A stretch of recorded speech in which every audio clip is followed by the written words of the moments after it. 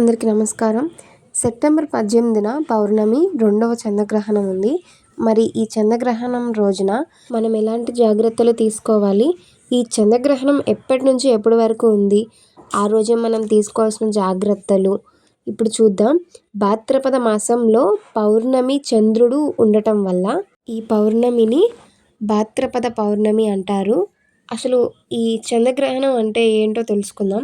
మనం చదువుకున్న సైన్స్ ప్రకారం చంద్రగ్రహణం కానీ లేదా సూర్యగ్రహణం కానీ చంద్రగ్రహణం రోజున చంద్రుడికి సూర్యుడికి మధ్య భూమి అడ్డం వస్తుంది.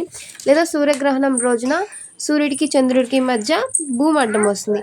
సో ఇది మనం చదువుకున్న సైన్స్. కానీ పండితులు ఏమని చెప్తున్నారు? గ్రహణ సమయంలో సూర్యుడిని లేక చంద్రుడిని మింగేసి ఈ గ్రహణ సమయం ఉన్నంత వరకు సూర్యుడు లేక చంద్రుడు మనకి కనిపించరు.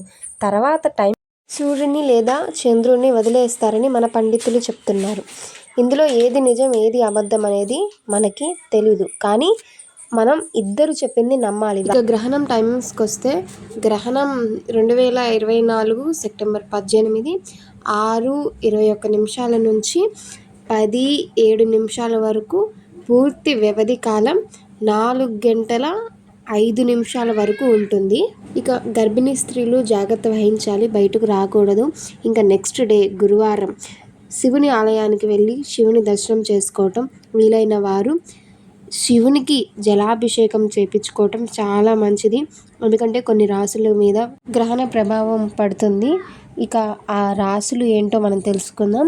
సింహరాశి, కుంభరాశి, వృశ్చిక రాశి. ఈ 3 రాశులు గల వాళ్ళు గ్రహణం వల్ల కొన్ని అనారోగ్య సమస్యలు ఎదుర్కోవాల్సి వస్తుంది. ఇక పౌర్ణమి రోజు కాబట్టి మిగతా స్త్రీలు అంటే గర్భిణీ స్త్రీలు కాకుండా మిగతా స్త్రీలు లక్ష్మీదేవిని పూజించటం, అలాగే కనకదార స్తోత్రం చదువుకోవటం వల్ల ఇక గ్రహణం సమయంలో మనం ఏది తినకుండా ఉండటమే మంచిది. మనకి అత్యవసర సమయం వస్తే తినాల్సి వస్తే ఓకే, పర్లేదు. కానీ ఒకవేళ ఆహారాన్ని కనుక ఆ టైంలో వండుకున్నట్టయితే వాటిలో గరిక కానీ దర్భా కానీ వేస్తుంటారు, మన పెద్దలు వేస్తుంటారు, మనం చూస్తూనే ఉంటాము.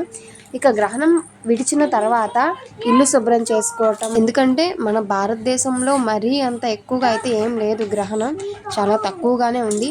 సో ఇవన్నీ అయితే ఏం అవసరం లేదు. గర్భిణీ స్త్రీలు మాత్రం